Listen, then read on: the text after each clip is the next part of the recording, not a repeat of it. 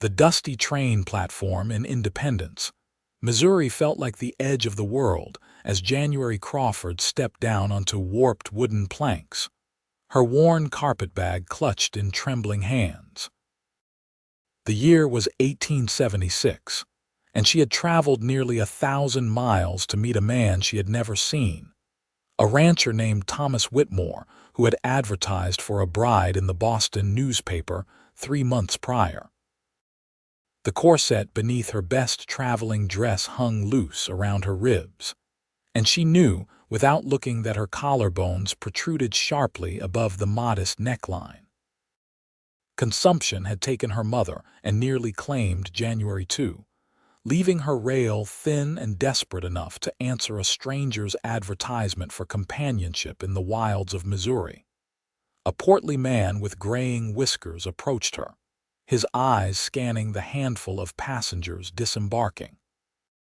"Miss Crawford?" "Yes," January said, her voice barely audible over the hiss of the locomotive. "Mr. Whitmore?" "That would be me." His expression shifted as he took in her slight frame, his welcoming smile fading into something closer to disappointment. He walked a slow circle around her, assessing her like livestock at auction, and January felt her cheeks burn with humiliation. "The photograph you sent must have been taken some years ago." "It was taken last year," January said quietly, though she knew the image had been flattering, taken before her mother's illness had consumed both their lives. "Before I took ill, I have recovered now." "Recovered?" Thomas Whitmore's laugh was harsh. "Girl, you look like a strong wind would snap you in half. I need a wife who can work a ranch, bear healthy children, not some fragile thing I will have to nurse along like a sickly calf." He shook his head, already turning away. "This will not do, not at all." January's stomach dropped. She had spent her last $30 on the train ticket, had left behind the only home she had ever known, and now this man was dismissing her as though she were defective goods. "Please, Mr. Whitmore, I am stronger than I look. I can work. I can learn whatever you need me to know." The word was final. "I will pay for a room for you tonight at the boarding house, but tomorrow you will need to make your own arrangements, perhaps the return trip to wherever you came from." He pressed a few coins into her palm and walked away without another word, leaving her standing alone on the platform as the sun began its descent toward the horizon.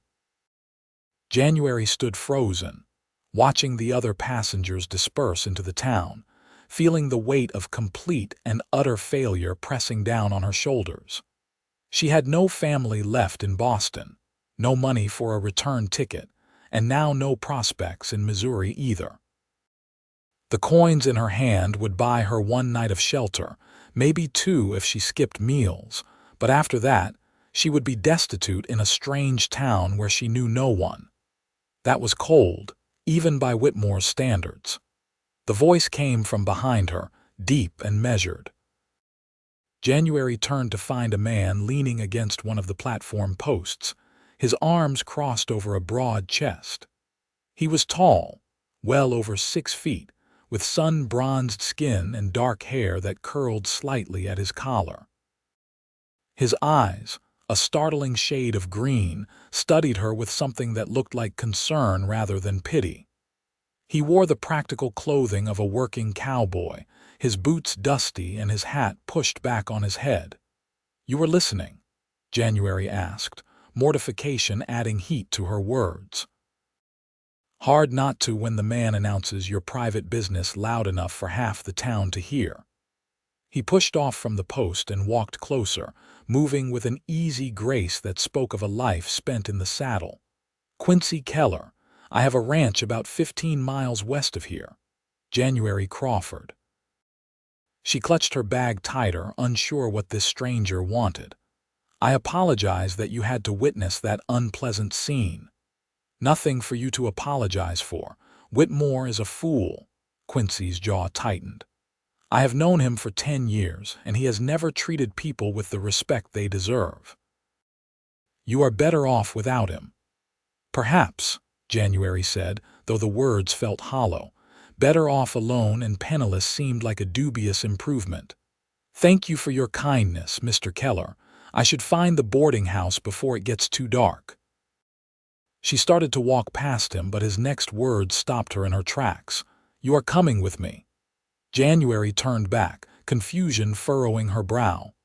I beg your pardon, to my ranch. I need help and you need a place to stay. Seems like a fair exchange. Quincy met her eyes steadily, nothing but honest sincerity in his expression. I am not proposing anything improper. My ranch is large enough that you would have your own quarters. I need someone who can cook, help with the household tasks, maybe eventually assist with the bookkeeping. You would be an employee, paid a fair wage, with room and board included. You do not even know me, January protested, though hope was already kindling in her chest. Why would you offer this to a complete stranger? Because I saw a woman get treated poorly through no fault of her own, and I have the means to help. Quincy shrugged as if it were the simplest thing in the world. Besides, my last housekeeper left 6 months ago to get married, and I have been eating my own terrible cooking ever since. You would actually be doing me a favor. January studied his face, looking for signs of deception or ulterior motives, but found only open honesty. She was taking a risk, she knew, accepting the offer of a strange man in a strange town. But what choice did she have? Return to Boston and starve? Sleep on the streets of Independence until she met an even worse fate? I should tell you, she said carefully, that I am quite thin because I was ill. Consumption. But the doctors said I am no longer contagious, that I have beaten it. I am not as strong as I once was, but I am not fragile. I can work. I have eyes, Quincy said simply. I can see you have been through hardship, but I also see someone with spine enough to travel 1,000 miles alone to make a new start. That tells me more about your character than anything else could. The lump in January's throat made it hard to speak. Then yes, I would be very grateful to accept your offer, Mr. Keller. Quincy, he corrected with a slight smile. If we are going to be living on the same property, we can dispense with the formalities. I have a wagon just down the street. We can reach the ranch before full dark if we leave now. As they walked through Independence, Quincy pointed out various establishments, including the general store where he maintained an account, the doctor's office, and the church. The town was small but bustling, with the kind of energy that came from being positioned on major westward trails. People called out greetings to Quincy, and more than a few curious glances were directed at January. They will talk, Quincy said matter-of-factly as he helped her up onto the wagon seat. Small town, nothing better to do than gossip. But you let me worry about that. Anyone asks, you are my housekeeper, nothing more, nothing less. The wagon rolled out of town as the sun painted the sky in shades of orange and pink. The Missouri landscape stretched out around them, rolling hills covered in late summer grass, stands of oak and hickory creating pockets of shadow. January had never been west of Massachusetts before, and despite her exhaustion and the day's humiliations, she felt a flutter of excitement at the vast openness of it all. How long have you had your ranch? She asked, partly out of genuine curiosity and partly to fill the comfortable silence. Built it from nothing 7 years ago, Quincy said, guiding the horses with practiced ease. Bought the land with money I saved working cattle drives up from Texas. Started with 50 head of cattle and 2 horses. Now I am running about 300 head with a dozen good horses. It is not the biggest spread in Missouri, but it is mine, free and clear. There was pride in his voice, but not arrogance. January found herself relaxing slightly, reassured by his steady presence. You have family in the area. Parents died of fever when I was 16, Quincy said without self-pity. Older sister married and moved to California 5 years back. We write when we can, but it has been 2 years since I last saw her. What about you? My mother passed 4 months ago. She was all I had left. My father died when I was 12. January swallowed hard, the grief still fresh.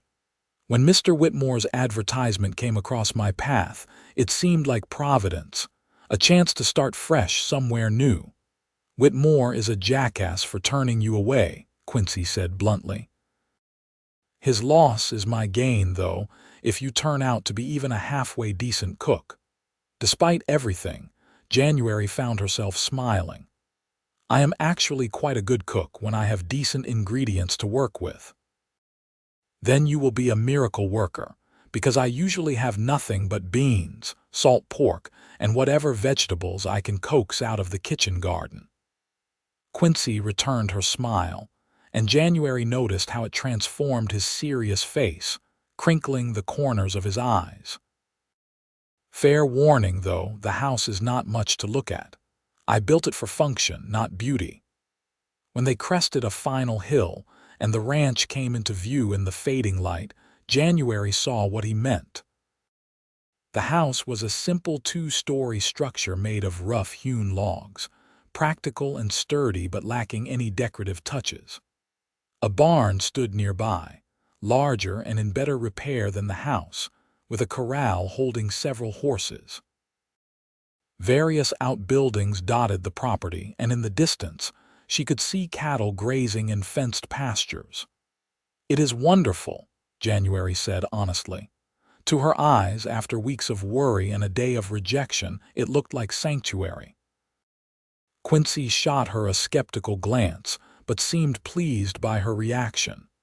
He pulled the wagon up to the house and hopped down, then rounded to help January descend. His hands were strong and calloused as they gripped her waist, lifting her down as if she weighed nothing. The brief contact sent an unexpected warmth through her, and she stepped back quickly, flustered. "Let me show you around before the light fails completely," Quincy said, reaching for her carpet bag. "We can do a proper tour tomorrow." The interior of the house was as plain as the exterior, with bare wooden walls and simple furnishings. But it was clean, if somewhat dusty, and January's practiced eye immediately cataloged what needed attention.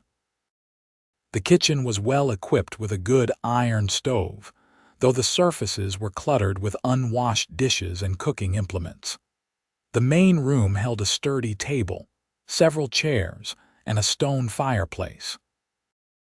Quincy led her up a narrow staircase to the second floor, where 3 bedrooms opened off a small landing. "You can have this one," he said, opening the door to the largest of the spare rooms. "It has the best light in the mornings, and there is a lock on the inside of the door. Use it whenever you want. I want you to feel safe here." The room was simple but adequate, with a bed, a dresser, a washstand, and a window overlooking the front yard. Someone, probably the previous housekeeper, had left curtains hanging faded blue calico that had seen better days. January set her carpet bag on the bed, feeling the weight of the long day finally catching up with her. "Thank you," she said softly. "Truly, Mr. Keller, I mean Quincy. I do not know what I would have done if you had not offered me this opportunity." "You would have figured something out," Quincy said with quiet confidence. "You have got a survivor's look about you, but I am glad I could help." He backed toward the door. "I will let you get settled. Come down when you are ready, and I will make us some supper." "Absolutely not," January said firmly, straightening her spine. "You hired me as your housekeeper. I will earn my keep starting now. Just show me where you keep the ingredients, and I will have something ready within the hour." Quincy's smile returned, warmer this time. "Yes, madam." Working in the kitchen felt like coming home. January moved with efficient purpose, taking stock of what was available and planning a simple but satisfying meal. She found eggs from Quincy's chickens, potatoes from the root cellar, some slightly wilted greens from the garden, and a ham hanging in the spring house. Within the promised hour, she had prepared a hearty supper of fried ham, roasted potatoes, greens cooked with onions, and a simple cornbread made with fresh buttermilk. Quincy sat at the table watching her work with something like amazement on his face. When she set the plate before him, he just stared at it for a moment. "Something wrong?" January asked, anxiety prickling at her. "No," Quincy said quickly. "Just cannot remember the last time someone cooked for me like this. Smells incredible." He picked up his fork and took a bite, and his eyes actually closed in appreciation. "January, this is outstanding." She felt warmth spread through her chest at the genuine praise. Sitting down with her own plate, she realized she was actually hungry for the first time in months. The two of them ate in companionable silence, the kind that did not need filling with meaningless chatter. "Tell me about the work," January said finally. "What exactly will you need from me?" Quincy set down his fork, considering. "Cooking, primarily. I work the ranch from sunup to sundown most days, and having good food waiting means I can keep my strength up. Keeping the house clean, though I am not particular about perfection. Laundry. I have chickens that need tending, eggs to collect. There is the garden, which could use someone with actual knowledge caring for it. Eventually, if you are interested, I would like help with the ranch accounts. I can read and write and do figures well enough, but organizing it all gives me a headache." "I can do all of that," January said confidently. "My mother and I ran a boarding house in Boston for several years before she took ill. I am quite familiar with household management and bookkeeping." "Even better than I hoped," Quincy said. "As for your wages, how does $20 a month sound plus room and board? I can go higher if that is not sufficient." January nearly choked on her water. $20 a month was more than generous, especially with room and board included. "That is extremely fair. More than fair, actually." "You will earn it," Quincy assured her. "I am not an easy man to work for, not because I am cruel, but because I keep long hours and expect competence. But I am also fair, and I do not believe in taking advantage. You work hard, I pay well. Simple as that." They finished the meal, and January insisted on cleaning up while Quincy saw to the evening chores in the barn. By the time he returned, the kitchen was spotless, and January had located enough supplies to begin planning meals for the next several days. "I will need to make a list for the general store," she told him as he came back inside. "Your pantry is rather bare. Make whatever list you need. We will go into town on Saturday. That is my usual supply day." Quincy pulled off his boots by the door and stretched, his shoulders popping. "I am going to turn in soon. Dawn comes early around here.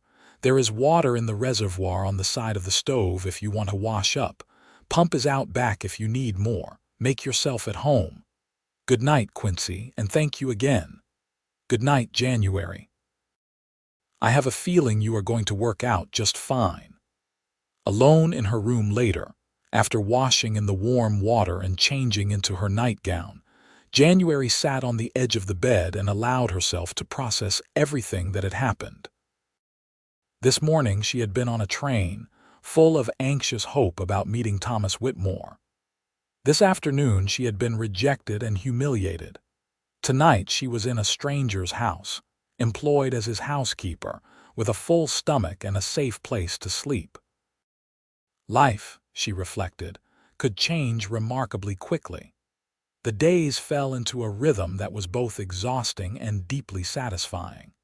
January rose before dawn to prepare a substantial breakfast for Quincy, who was usually already out doing early chores. He would come in hungry, eat quickly but with obvious appreciation, and then disappear until midday. She would pack him a lunch to take with him, and he would return in the evening for supper, often so tired he could barely keep his eyes open. In between, January worked steadily to transform the neglected house into a proper home. She scrubbed floors until her hands were raw, beat dust from curtains, organized the chaotic pantry, weeded the overgrown garden, and established routines for all the daily tasks. The physical work was hard, harder than anything she had done since recovering from her illness, but she found it strengthened her rather than weakening her. Her appetite returned fully for the first time in over a year, and she began to regain some of the weight she had lost. Quincy, true to his word, was fair but exacting. He noticed when things were done well and said so, which made January glow with pride. He also pointed out when something needed improvement, but always kindly and with practical suggestions. They developed an easy working relationship, then a tentative friendship. In the evenings after supper, they would sometimes sit on the porch as the sun set, and Quincy would tell her about the ranch, his plans for expansion, the challenges of ranching in Missouri. January would share stories of Boston, of the boarding house, of the books she loved to read. She learned that Quincy was more educated than he let on, that he read widely and thought deeply about things, that beneath his rough cowboy exterior was a sharp mind and a kind heart. What surprised January most was how safe she felt. Quincy never once made her uncomfortable, never looked at her with anything other than respect, never tried to enter her room or suggest anything improper. He treated her exactly as he had promised, as an employee and a person worthy of dignity. But as the weeks passed, January found herself noticing things about him that had nothing to do with their working relationship. The way his eyes crinkled when he smiled, the strength in his hands as he worked, the gentleness with which he handled the animals, the sound of his laugh, rare but genuine, the way he would sometimes look at her when he thought she was not paying attention, with an expression she could not quite read. She was developing feelings for him, she realized, with a mixture of excitement and terror. Real feelings, the kind that made her heart skip when he walked into a room, that made her take extra care with her appearance on town days, that made her lie awake at night thinking about what it would be like if he felt the same way. It was foolish, she told herself. He had hired her as his housekeeper, had given her a chance when no one else would. The last thing she should do was complicate that with romantic notions. Besides, he probably saw her as nothing more than a useful employee, someone who kept his house clean and cooked his meals. But sometimes she caught him watching her with an intensity that suggested otherwise. The first Saturday in October, 6 weeks after January had arrived at the ranch, they made their weekly trip into town for supplies. January had dressed carefully in her second-best dress, a dark green calico that she had altered to fit her filling-out frame. Quincy had looked at her strangely when she came downstairs, his eyes lingering in a way that made her blush. "You look nice," he said finally, his voice a bit gruff. "Thank you," January replied, pleased despite her attempts at nonchalance. The trip to town was pleasant, the autumn air crisp and clear. They talked easily during the drive, discussing the supplies they needed and the upcoming cattle sale Quincy was planning. In town, they worked through January's carefully prepared list at the general store, and January could not help but notice the curious stares from other shoppers. "Quincy Keller, you old dog," a booming voice called out. A heavy-set man with an impressive mustache approached, grinning widely. "Who is this lovely lady?" "January Crawford, meet Samuel Foster. He owns the ranch north of mine." Quincy's tone was carefully neutral. "January is my housekeeper." "Housekeeper," Samuel repeated with a knowing wink that made January's cheeks burn. "Sure she is." "Well, Miss Crawford, you are certainly prettier than old Martha used to be. Quincy is a lucky man to have such agreeable help." "Mrs. Crawford," January said firmly, using the fictitious title for protection. It was not entirely a lie since she had been prepared to become Mrs. Whitmore. And yes, Mr. Keller has been very generous in his employment. Samuel's expression shifted slightly, becoming more respectful at the mention of Mrs. Quincy's hand found the small of January's back, a protective gesture that sent shivers through her despite the layers of fabric between his palm and her skin. "We should finish our shopping," Quincy said coolly. "Foster." As they moved away, January whispered, "I apologize for the presumption of the title. I thought it might prevent awkward assumptions." "No need to apologize. It was quick thinking." Quincy's jaw was tight. Foster means no real harm, but he has a loose tongue. "By tomorrow, half the county will have heard that I have a housekeeper, and they will draw whatever conclusions they want regardless of the truth." "Does it bother you?" January asked quietly. "What people might say?" Quincy stopped walking and turned to face her fully, his green eyes searching hers. "Not for my sake. I know the truth of the situation, and I do not give a damn what gossips think. But I worry it might make things difficult for you. A woman's reputation is more fragile than a man's." "I appreciate your concern," January said, touched by his consideration. "But I have faced worse than small-town gossip. Let them talk. I know I am doing honest work and living honorably." Something in Quincy's expression softened. "You are a remarkable woman, January Crawford." Before she could respond, Thomas Whitmore entered the store and January felt her stomach drop. She had managed to avoid encountering him in town during their previous visits, but apparently her luck had run out. Whitmore spotted them immediately, his eyes narrowing. "Miss Crawford, Keller." "I heard rumors but did not credit them. You ended up at Keller's ranch, did you?" "Mrs. Crawford is my housekeeper," Quincy said evenly, though January could feel tension radiating from him. "Not that it is any business of yours." "Mrs. Crawford now, is it?" Whitmore's laugh was unpleasant. "I see." "Tell me, Keller, does she eat enough to be worth her wages? She looked half-starved when I sent her packing." January felt humiliation wash over her, but before she could speak, Quincy stepped forward, his considerable height making Whitmore take an involuntary step back.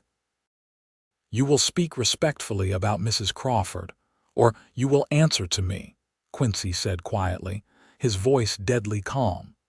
"She is worth 10 of you, Whitmore, and I thank God every day that you were stupid enough to turn her away. Best decision you ever made, though you were too much of a fool to realize it." Whitmore's face reddened. "Now see here, Keller." "No, you see here." Quincy's voice dropped even lower, forcing Whitmore to strain to hear. "You humiliated a good woman who had done nothing to deserve your cruelty. You judged her based on circumstances beyond her control. January Crawford is one of the finest people I have ever had the privilege to know, and you are not fit to speak her name. Do not approach her again. Do not speak to her. If I hear you have said one unkind word about her around town, you and I will have a serious problem. Are we clear?" The entire store had gone quiet, everyone watching the confrontation. Whitmore looked around, saw no support in the faces surrounding him, and backed down with poor grace. "Crystal clear. Come on, a man cannot even speak his mind anymore." He left the store, and slowly the normal sounds of commerce resumed. January stood rooted to the spot, her heart pounding. No one had ever defended her like that with such fierce protectiveness. "I apologize if I overstepped," Quincy said, his anger fading into concern as he looked at her. "But I could not let him talk about you that way." "You did not overstep," January said softly, her eyes stinging with grateful tears. "Thank you, Quincy. That was extraordinarily kind." "It was not kindness," Quincy said, holding her gaze. "It was the truth. You are remarkable, January, and anyone too blind to see that is a fool. They finished their shopping in silence, but something had shifted between them.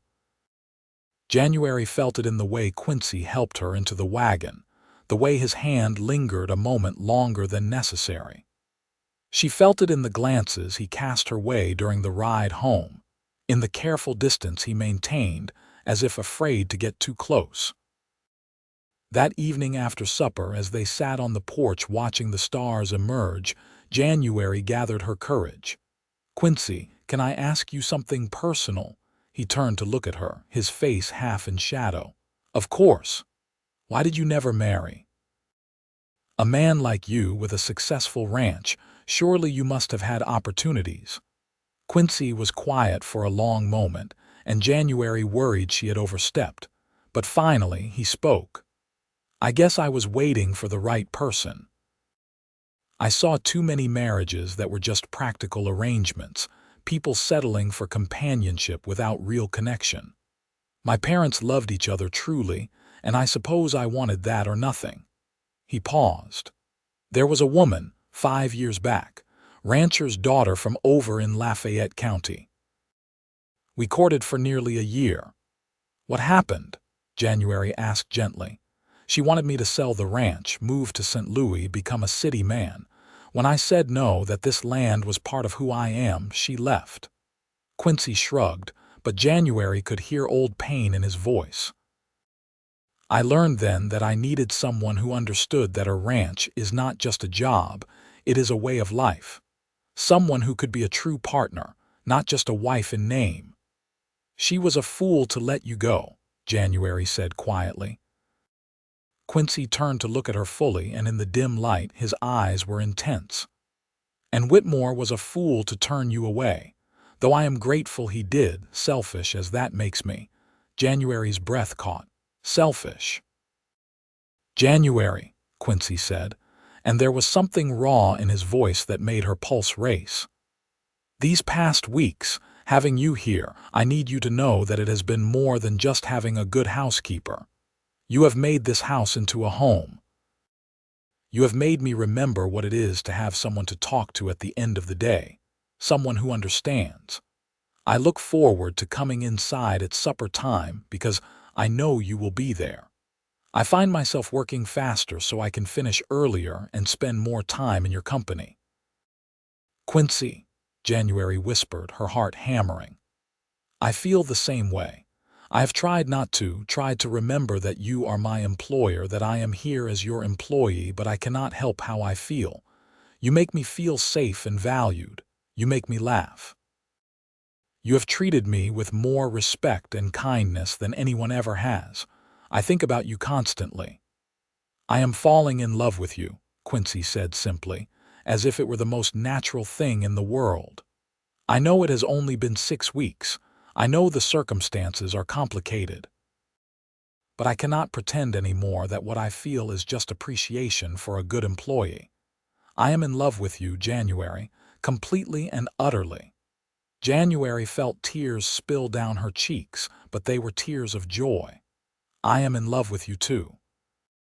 I think I started falling the moment you said I was coming with you, when you offered me hope when I had none left." Quincy stood and crossed to where she sat, kneeling before her chair so their eyes were level. "Then I have to ask you something, and you have to know you can say no without any consequences to your position here. I would never force you or pressure you." "Ask me," January said, reaching out to touch his face, feeling the slight roughness of his evening stubble under her palm. "Marry me," Quincy said. "Not because you need security, though I will always provide that, not out of gratitude or obligation, but because I love you and want to spend my life with you, because I want to wake up next to you every morning and fall asleep beside you every night. Because I want to build this ranch with you, have children with you if you want them, grow old with you. Marry me, January Crawford, and make me the happiest man in Missouri." "Yes," January said through her tears, leaning forward until her forehead rested against his. "Yes, Quincy Keller, I will marry you. I love you so much." Quincy surged up and kissed her, his lips gentle but urgent against hers. January wrapped her arms around his neck and kissed him back, pouring 6 weeks of longing and hope and love into the embrace. It was her first real kiss, and it was everything she had ever dreamed of, sweet and passionate and right. When they finally broke apart, both breathing hard, Quincy laughed with pure joy. "I did not plan that. I was going to court you properly, take my time, but the words just came out." "I am glad they did," January said, smiling through her tears. "I do not need a long courtship. I know my heart, and my heart is yours." They sat together on the porch for hours, talking about their future, making plans, stealing kisses. Quincy wanted to marry as soon as possible, and January agreed. They decided on 3 weeks, enough time to have the banns read at the church and arrange a simple ceremony. The next morning, Sunday, they rode to town together for church services, and afterward Quincy spoke with Reverend Palmer about the wedding. The Reverend, a kindly older man who had known Quincy for years, was delighted. "I must say, I have been praying you would find a good woman," Reverend Palmer said, beaming at them both. "Mrs. Crawford, you seem like a fine match for our Quincy here. Will you be married at the church?" "Yes, if that is agreeable," January said, glancing at Quincy, who nodded. 3 weeks from today, then. I will announce the banns this evening." Reverend Palmer clasped both their hands. "May God bless your union." The news spread through town rapidly, as news always did in small communities. For the most part, people seemed genuinely happy for them. Samuel Foster made a point of apologizing to January for his earlier implication, congratulating them sincerely. The proprietor of the general store, Mrs. Harrison, insisted on helping January plan the simple reception. Thomas Whitmore, January heard through town gossip, was livid at the news, claiming that January had somehow tricked Quincy. But no one paid him much mind, and he wisely kept his opinions to himself after Quincy made his position clear. The 3 weeks passed in a blur of preparation. January sewed herself a wedding dress from beautiful cream-colored fabric that Quincy insisted on buying for her, working late into the nights to finish the detailed stitching. Mrs. Harrison became an unexpected friend, helping with the planning and sharing stories about her own wedding 40 years prior. Quincy was attentive and affectionate, though he maintained propriety by not entering January's room or pushing beyond passionate kisses. He wanted to do right by her, he said, to respect her virtue until they were properly married. January loved him all the more for it.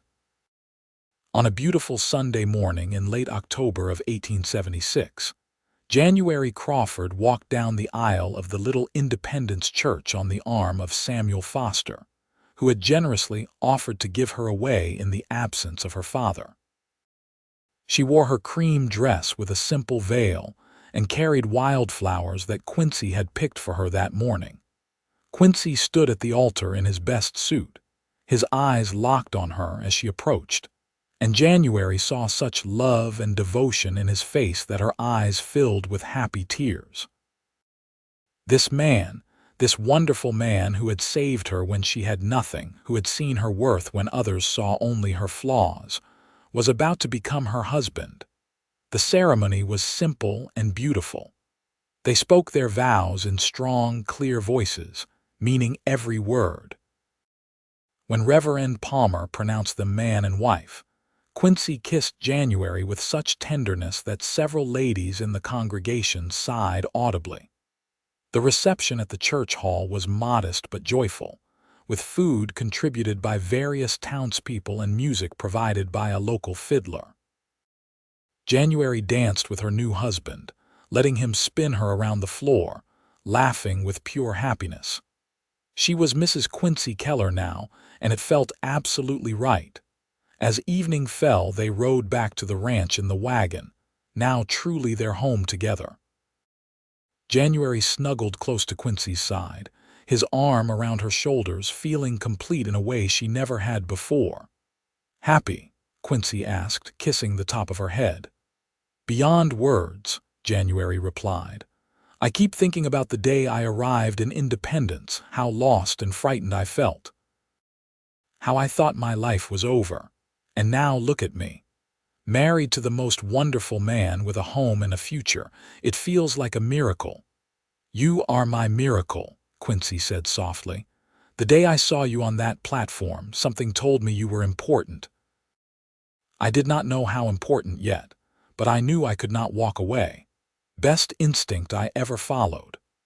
At the ranch, Quincy carried January over the threshold, making her giggle like a girl. He set her down gently in the main room, now decorated with autumn leaves and late-blooming flowers that Mrs. Harrison had helped arrange while they were at the church.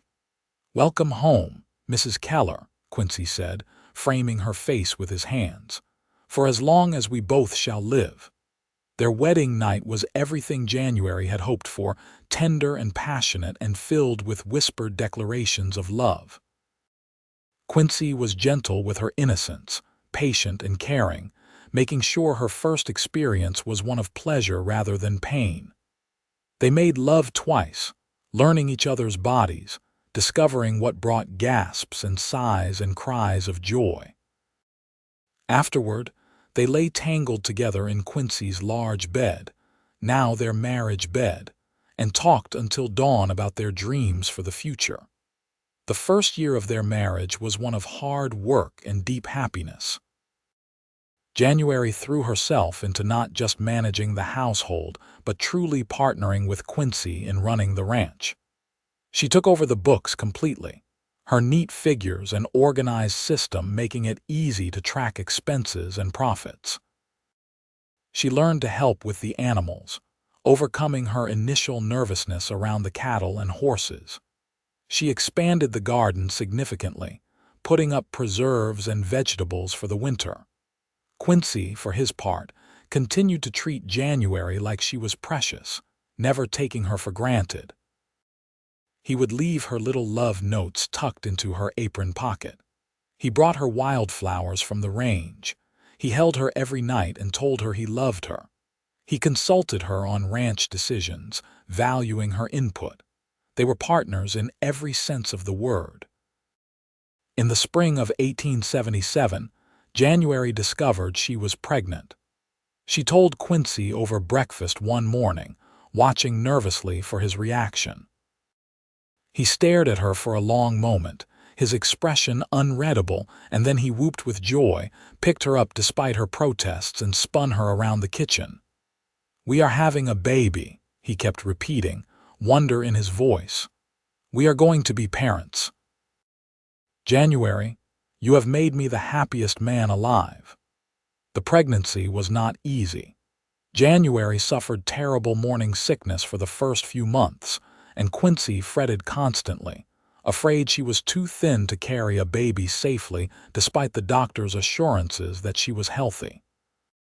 He became almost comically overprotective, insisting she rest constantly, taking over many of her chores, driving her slightly mad with his hovering.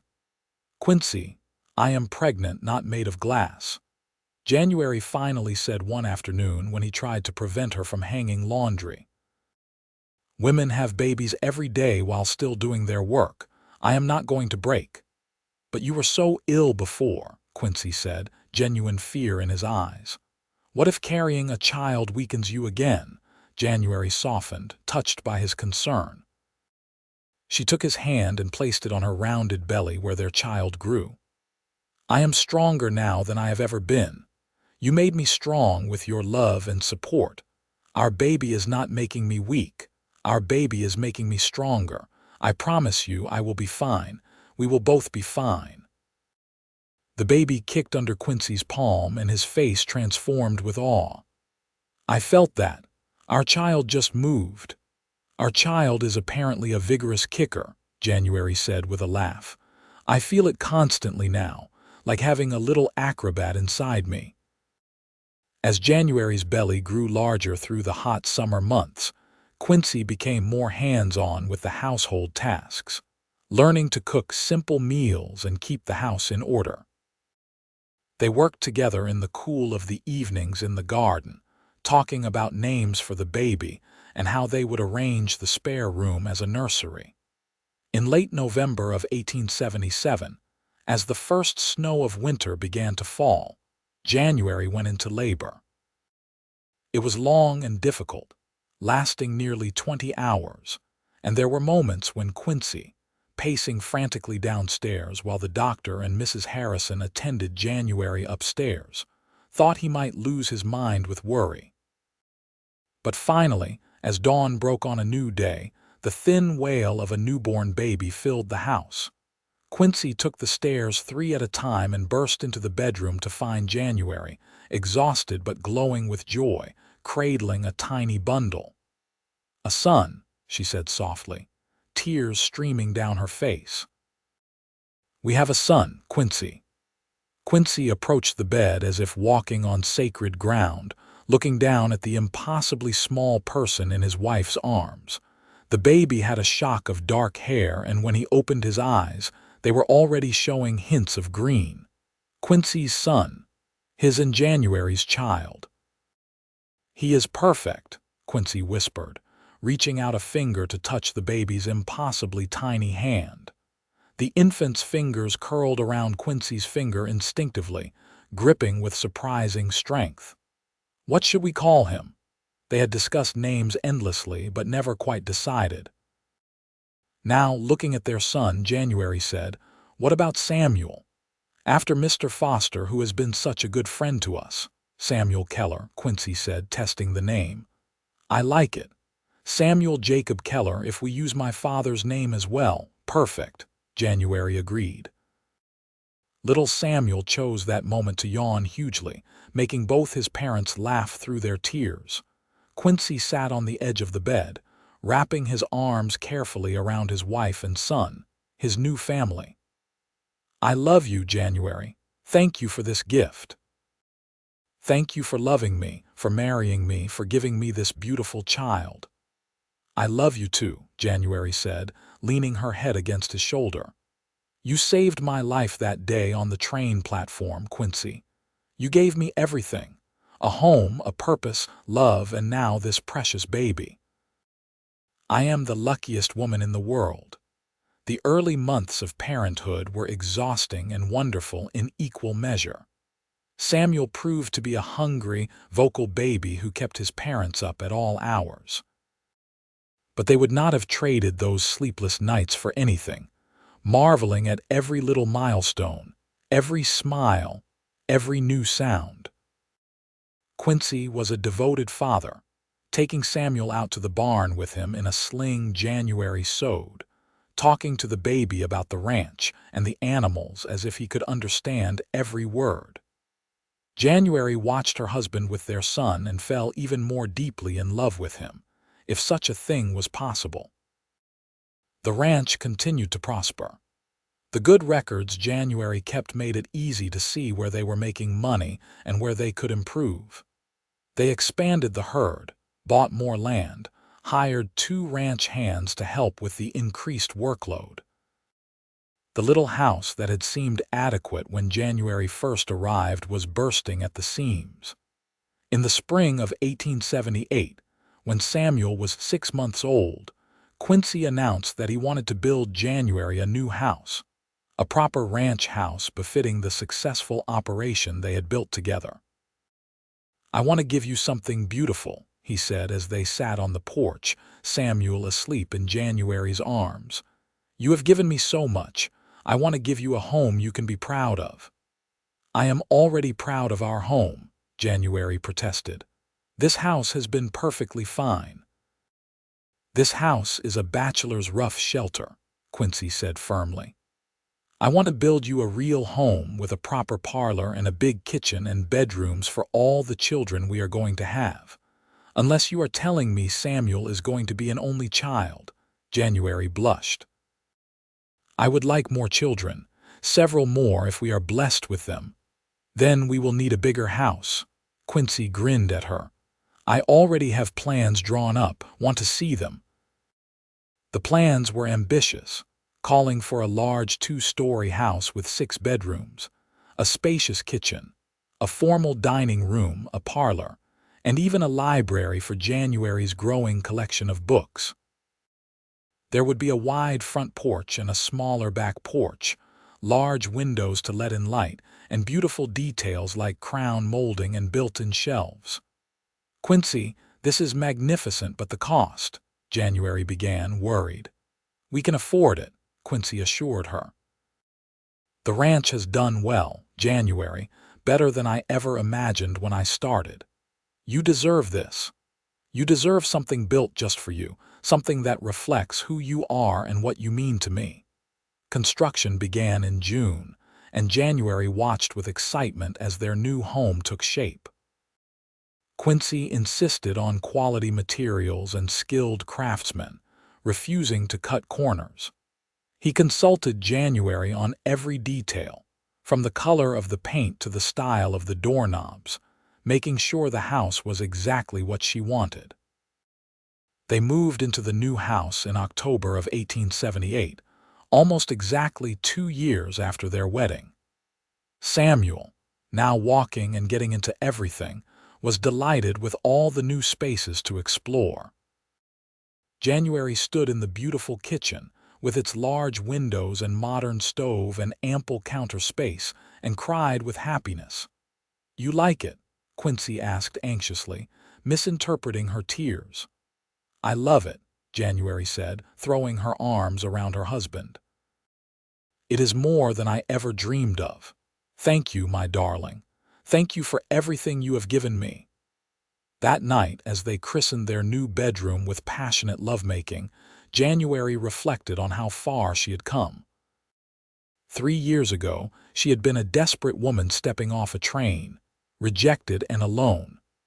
Now she was the beloved wife of a successful rancher, the mother of a beautiful son, the mistress of a fine home. She had gone from having nothing to having everything that mattered. The years that followed were full and happy. In 1880, January gave birth to their second child, a daughter they named Caroline Mary, after both their mothers. Caroline had January's delicate features and Quincy's green eyes, a beautiful combination. Samuel adored his baby sister, constantly wanting to help care for her. In 1882, another son arrived, Thomas Robert, called Tommy by the family. He was a quiet, thoughtful baby content to watch the world with serious eyes. And in 1884, their family was completed by the arrival of twin girls, Elizabeth and Margaret, called Lizzie and Maggie. The twins were a handful from the start, identical in appearance but opposite in temperament, keeping their parents constantly on their toes. The ranch continued to thrive under Quincy and January's joint management. They were known throughout the county as one of the most successful ranching operations, but also as one of the most ethical, with Quincy insisting on fair treatment of employees and January keeping immaculate records that showed exactly where every penny went. Samuel Foster became like an uncle to their children, frequently visiting and spoiling them outrageously. Mrs. Harrison from the general store remained a close friend to January, the two women getting together regularly for tea and conversation. Even Reverend Palmer, now quite elderly, took great pride in the family he had married, often pointing to the Kellers as an example of a godly marriage. Thomas Whitmore, January heard occasionally, had never married, his ranch declining as his reputation for being difficult and cruel to employees made it hard to find good help. January sometimes felt a flicker of pity for him, but mostly just gratitude that he had rejected her. His cruelty had led her to Quincy, and she would not change that for anything. As their children grew, January made sure to teach them about hard work, kindness, and the value of treating everyone with respect regardless of their station in life. She told them the story of how she had come to Missouri as a rejected mail-order bride and how their father had offered her hope when she had none. "Your father saw me when others looked right through me," she would tell them. "He treated me with kindness when I expected cruelty." That is the kind of people I want you to be. The kind who see others truly, who offer help to those who need it, who judge based on character rather than circumstances. Quincy, overhearing one of these conversations, pulled January into his arms. "You give me too much credit. You were always worthy of kindness and respect. I was just smart enough to see it." "We saved each other," January said, rising on her toes to kiss him. Even after years of marriage, the spark between them had never dimmed. "You gave me a home and a purpose, and I gave you someone to share your life with. We are partners, my love. Always." The years passed in a happy blur of birthdays and holidays, of cattle drives and harvest seasons, of school plays and Sunday dinners. Samuel grew into a fine young man who loved the ranch as much as his father did, already taking on significant responsibilities by his teenage years. Caroline showed a gift for bookkeeping like her mother, often helping January with the ranch accounts. Tommy was quieter, more drawn to books and learning, and January encouraged his dream of becoming a teacher. The twins were a whirlwind of energy and mischief, but with good hearts underneath the chaos. In 1895, when January was 40 and Quincy 43, they sat on the porch of their beautiful home and watched their children playing in the yard. Samuel, now 17, was teaching 9-year-old Tommy to rope. Caroline, at 15, had the twins, now 11, helping her feed the chickens. The scene was chaotic and noisy and perfect. "You ever think about that day on the train platform?" Quincy asked, taking January's hand in his. "When I first saw you, sometimes," January admitted. "Usually when I am feeling particularly grateful for everything we have built together. I think about how lost I felt, how frightened, how Thomas Whitmore's rejection felt like the end of the world." She squeezed Quincy's hand. "But it was actually the beginning of my real life. The best thing that ever happened to me was being rejected by that man because it led me to you." "I knew the moment I saw you that you were important," Quincy said. "I did not know you would become the love of my life, the mother of my children, my best friend and my partner in everything. But I knew you mattered. My instinct told me to help you, and it was the best decision I ever made." "You did not just help me," January said, turning to face him fully. "You loved me when I felt unlovable. You saw worth in me when I felt worthless. You built me up instead of tearing me down. You made me strong again, Quincy. You gave me everything." "And you gave me a life worth living," Quincy replied, pulling her close. "This ranch was just a business before you. Now it is a home filled with love and laughter and children. You made all of this possible, January. You are the heart of everything good in my life." They sat in comfortable silence, watching their children and counting their blessings. The mail-order bride who had been rejected for being too thin had become the cherished wife of a prosperous rancher. The lonely cowboy who thought he would never find true love had built a family that filled his large house with joy. Two broken people had found each other and become whole. As the sun set over the Missouri hills, painting the sky in shades of orange and pink, January leaned her head on Quincy's shoulder and smiled. She had come west expecting a practical marriage to a stranger and had instead found passionate love with her soulmate. She had been rejected by one man only to be claimed by a better one. She had lost everything and gained even more than she could have imagined. The cowboy had said, "You are coming with me," that day on the train platform, and it had changed everything. He had saved her life, and she had enriched his beyond measure. Together they had built not just a successful ranch but a beautiful life, full of love and children and endless possibilities. As Quincy kissed the top of her head and their children's laughter rang out across the yard, January Crawford Keller knew with absolute certainty that she was exactly where she was meant to be, living the life she was meant to live, loved by the man she was meant to love. The rejection that had seemed like tragedy had been the catalyst for the greatest blessing of her life, and she would not change a single moment of the journey that had brought her here, to this porch, with this man, surrounded by the family they had created together. This was home. This was love. This was everything